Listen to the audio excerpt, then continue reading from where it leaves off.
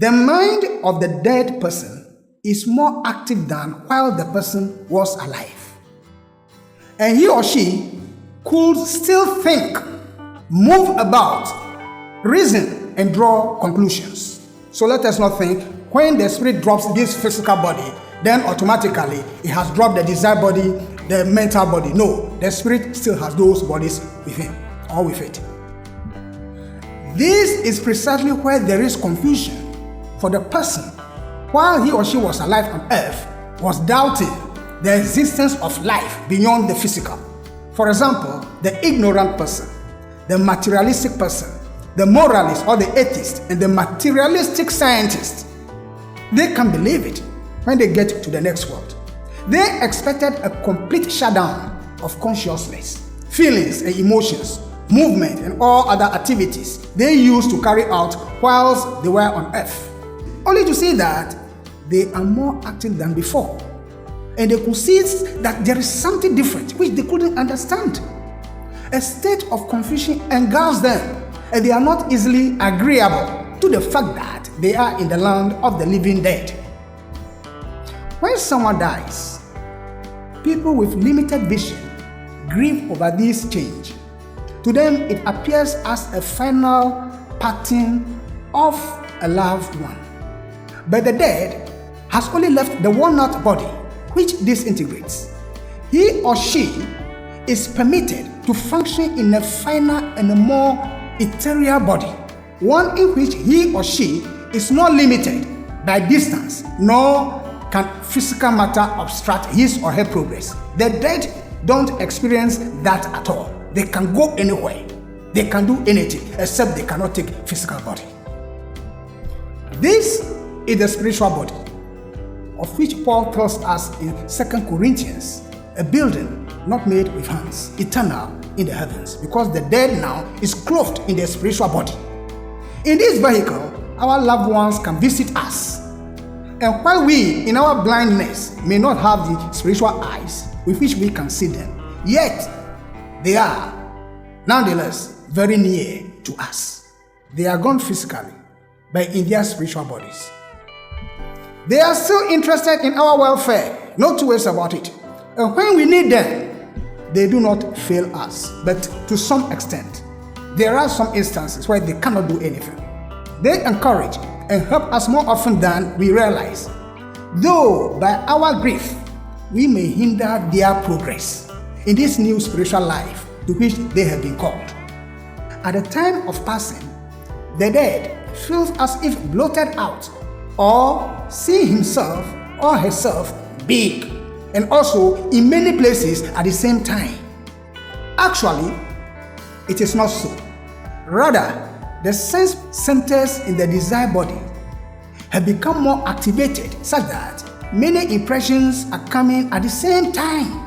That is why the dead at the point of death feel so bloated out and see many things and be at many places at the same time.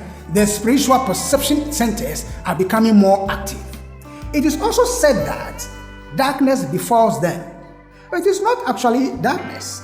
Rather, the bodies are getting adjusted to the new higher vibrations. Just like the way we are blinded by strong light for a moment when lighted upon.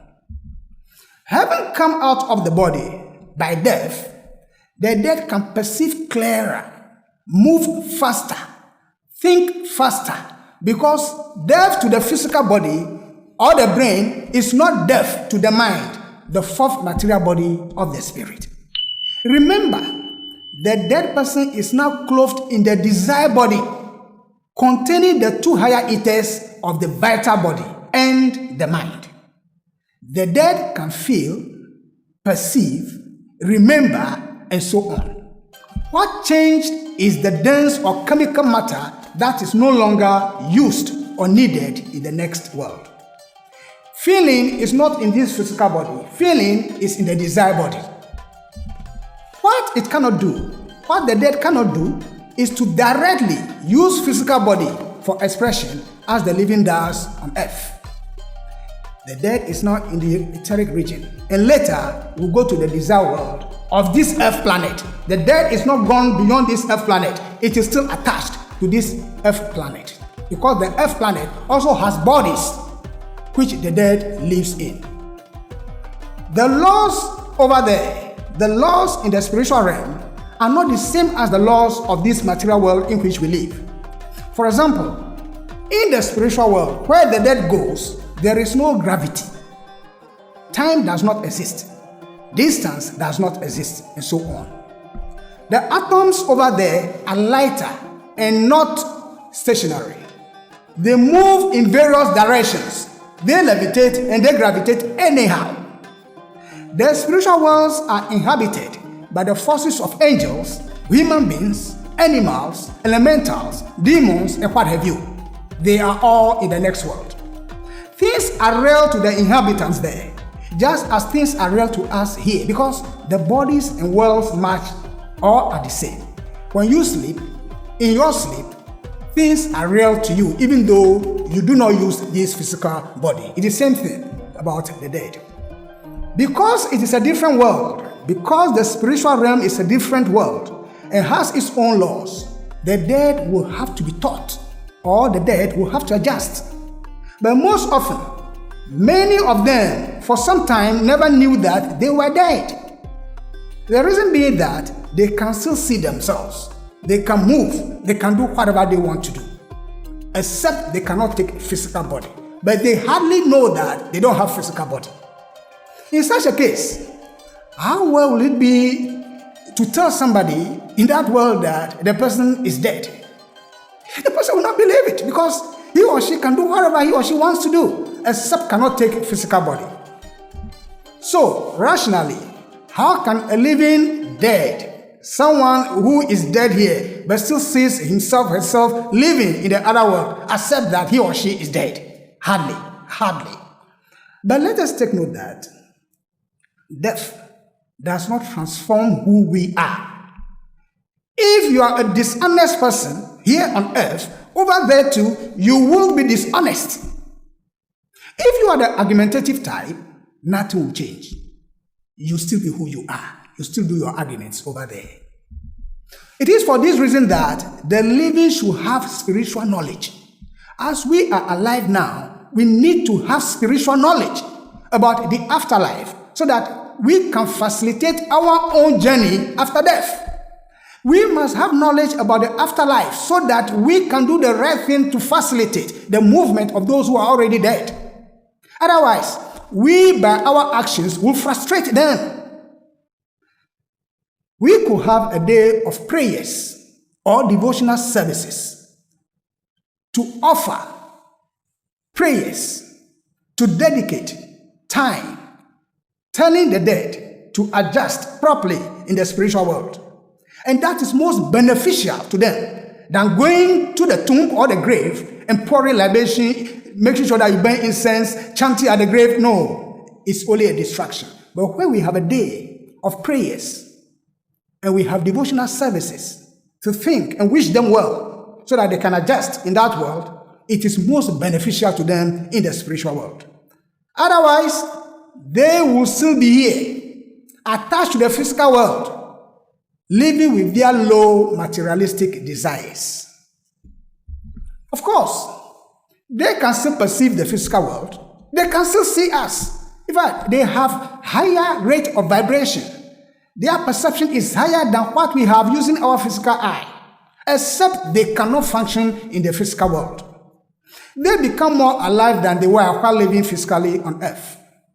The difference is that they no longer are connected directly to the physical body. That they don't have. They cannot use it anymore and cannot be with us physically. If the dead tries to hold something physical, the hand will go through it because it's like wind. They don't have physical body. Thought are things over there. For example, if a person died out of a wound, that person will still be having that consciousness and behaving like he or she is still with the wound, unless he or she is taught to use the mind and change his or her condition. Instantly, the wound will disappear and the person be made whole. That is how it works. In the desire world, thought overcomes. impresses the desired stuff in there. Because there is no gravity, the dead, not knowing that there is no gravity in that world, begins to walk like the way we do physically over here. But that is not the way it works out in the spiritual realm. There, people simply float in the air. So, the newcomer has to be taught how to glide over there, not walk, because there is no gravity, but you glide as you float in the air. Time is not there. It doesn't exist. All forms are so plastic that they easily interpenetrate one another at all times. And there is no danger whatever of losing one's identity. You still see yourself as you are. And a chair like this, millions of beings can sit on it because each interpenetrates the other without losing self-identity. In the few hours after death, the spiritual body is more dense. Please let us take note that a few hours after death, the spiritual body is more dense than at any other time, during which it is easier for the dead to manifest himself or herself to friends, siblings, and other people, regardless of the time and the distance. Because the spiritual body is more dense, the dead can manifest. Let us also take note. Upon entrance into the desire world, the dead has the seed atoms, the records of the dense body, the vital body, in addition to the desire body and that of the mind. So the seed atom for all these four material bodies that the spirit is using, all those records are still with the dead.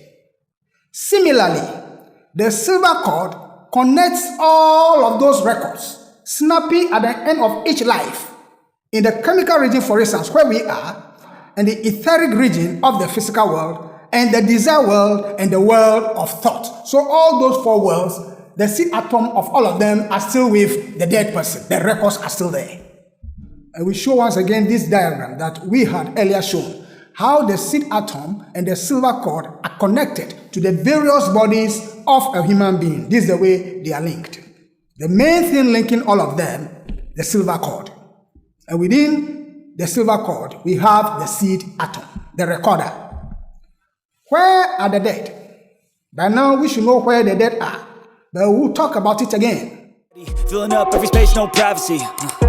And silently, it could build and build until you finally see. Whoa, it's taking over, damn no closure, moving closer. No exposure, I just wanna be a loner.